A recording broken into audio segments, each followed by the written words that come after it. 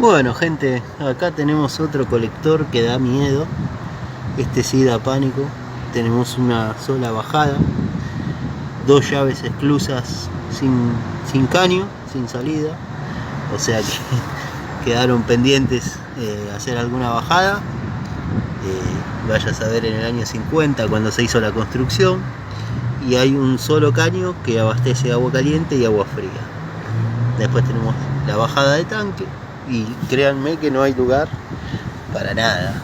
No entra nada, no entra una llave, no entra una persona trabajando, así que esperemos que nunca tengan problemas, porque va a ser difícil solucionárselo, o al menos gastando poca plata. Así que bueno, vamos a seguir con las tareas cotidianas.